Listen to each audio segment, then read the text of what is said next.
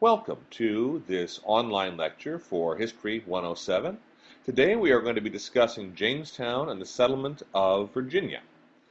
As always, there are some key terms that you should be able to track while this lecture is playing. They are on the top of the screen. At the same time, by the time this lecture is over, you should be able to answer the questions at the bottom of the screen as well. So, that said, let's get to it. The origins of European settlement in America do not begin with the English, however, nor do they begin with what is now the United States. Instead, that story begins with the greatest European power of the day, Spain. Spain's legacy of exploration and colonization will have a huge impact on what the British and the French do. A big part of that legacy was conquest. The Spanish were incredibly fortunate to stumble upon some of the richest territories in the Americas. For example, in 1521, they defeated the Aztec Empire, the largest Native American empire in central Mexico. Less than 10 years later, they also conquered South America's largest and most powerful Native American empire, the Incas. Both of these conquests brought almost infinite wealth to the Spanish kingdom. Other nations like France and Britain looked on jealously. They too dreamed of conquering their own Indian empires in the New World. For the English, that story will begin in what is now Virginia. There, after a series of colonial failures in what is now North Carolina, the English settled their first successful colony in 1607. That colony, known as Jamestown, would ultimately lead to the English dominance of much of North America. But that was far in the future in 1607. Let's look at what drove the English to settle Jamestown and why it managed to succeed.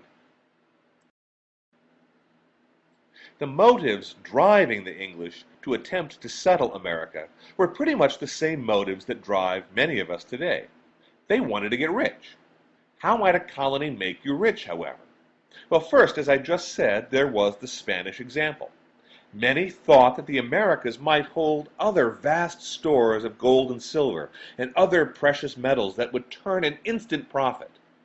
Even if there was no gold or silver, however, it was thought that America might produce agricultural products that could prove valuable. For example, sugar was a very valuable commodity that could not be grown in Europe.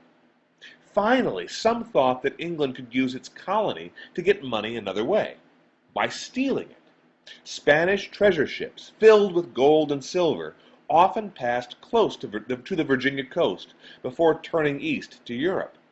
English ships might use a colony in Virginia as a base by which they could raid those ships of their wealth. But while many were convinced that a colony could produce fantastic wealth, the process of colonial settlement was very difficult. Colonies are expensive, especially colonies across thousands of miles of ocean. You have to recruit colonists, you have to get those colonists to America, you have to feed and supply those colonists, and you have to defend those colonists from an outside attack. It's akin to settling a base on the moon today. Actually, it may have actually been harder. The answer to the expense of colonial settlement was what was known as the joint stock company. Basically, a joint stock company divides the risk of colonial settlement.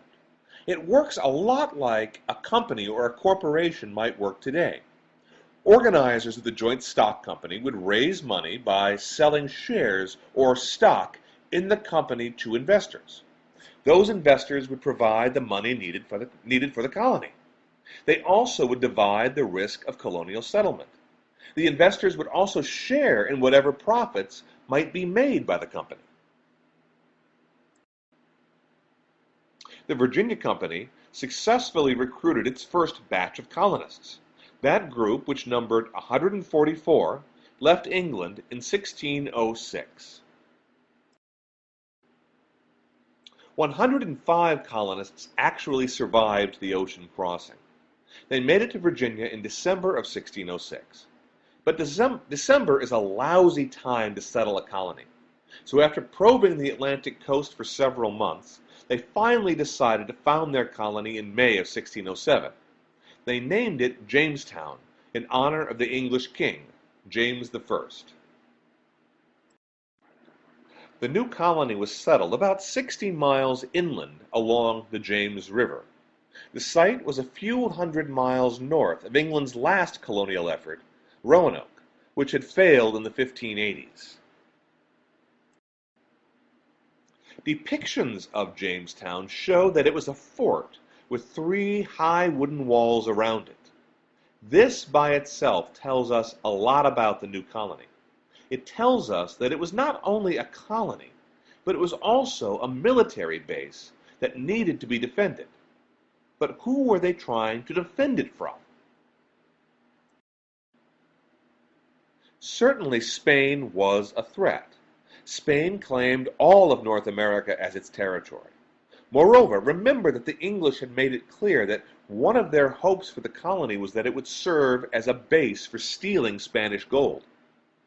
Still, Spain's actual colonies were thousands of miles away. The English knew that it would be very difficult for Spain to do anything about Jamestown. So, we still are left with the question: who was England defending Jamestown from? Well, it just so happens that Jamestown was settled in the middle of a powerful Native American empire. Today, we remember that empire from the name of its main leader, a man named Powhatan. Powhatan's confederacy, or his empire, if you want to use that word, contained about 14,000 people and about 140 settlements. Now, Powhatan controlled this empire indirectly. Each village had its own leader.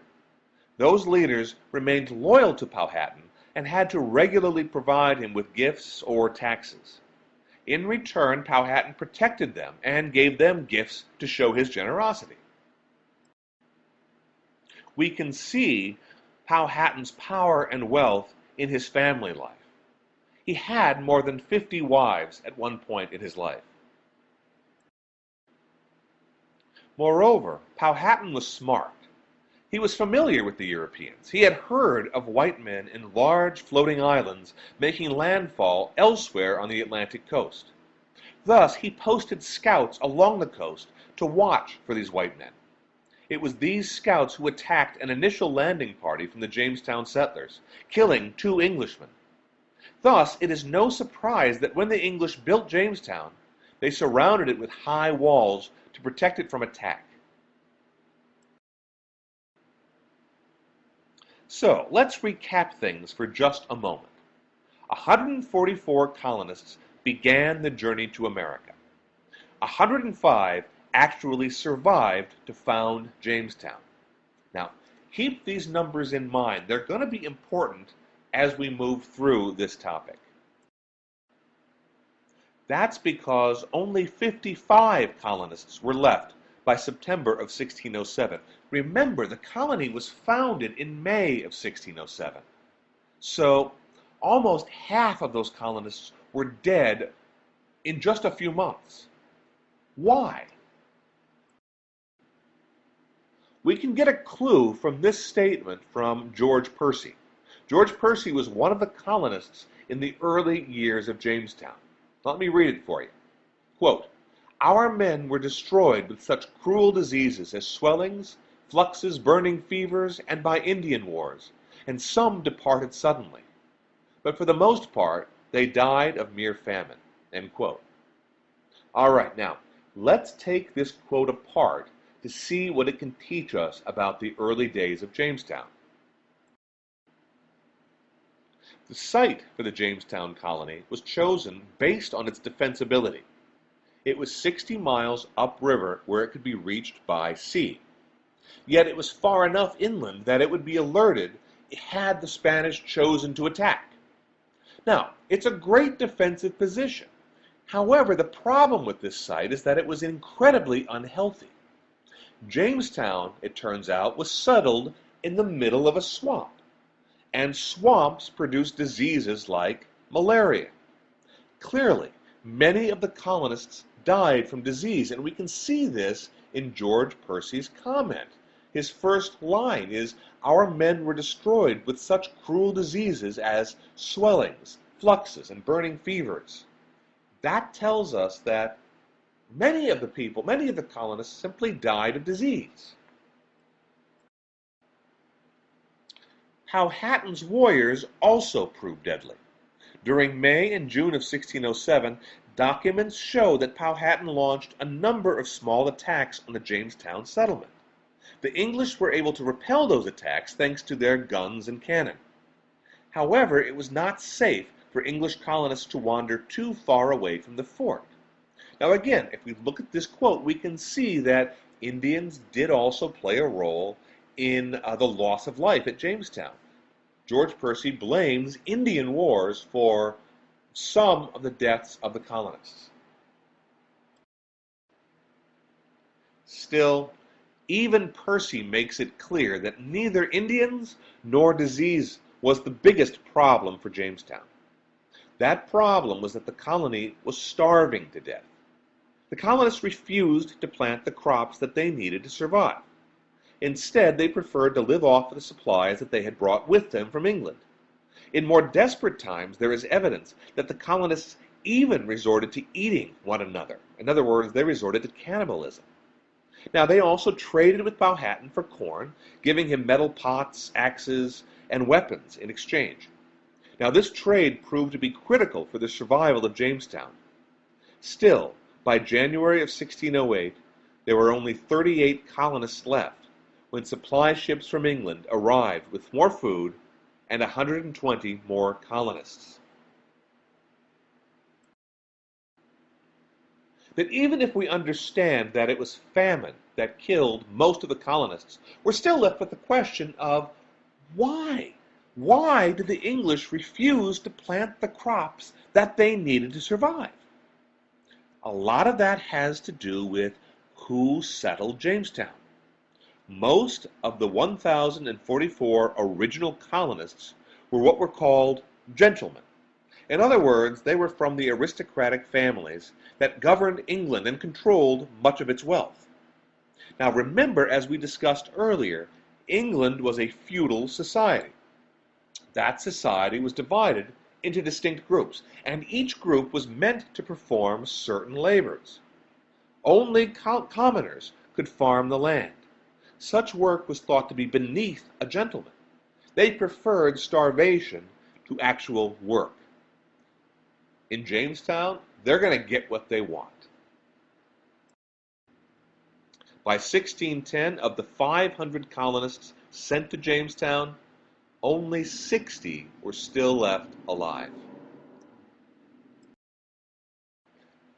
But like so many things in history, answering one question simply raises another. In this case, the question shifts back to Powhatan. If Powhatan was so powerful and the English colonists so weak, then why was he not able to destroy them? Heck, it couldn't have been that difficult to kill a few dozen starving and sick men. One of the answers to that question has to do with how Powhatan saw the English. While weak, the English clearly had some value. Their guns and cannon were technologies that the Indians could not reproduce on their own. Thus, many historians think that Powhatan looked upon the English the same way he looked upon neighboring Indian tribes. He had constructed his empire by turning enemies into allies. Maybe Powhatan thought he could do the same with the English. Others argue that the Indians quickly developed a dependence upon the English that made it impossible for them to destroy the newcomers. As I said earlier, the English possessed items that the Indians found useful. Metal pots did not break as easily as ceramic pots. Iron axes were more effective than stone or bone axes for chopping wood. The Indians' only source for these items was the English. They couldn't reproduce them themselves. If they wiped the English out, they would also wipe out their supplier. Thus, Powhatan continued to trade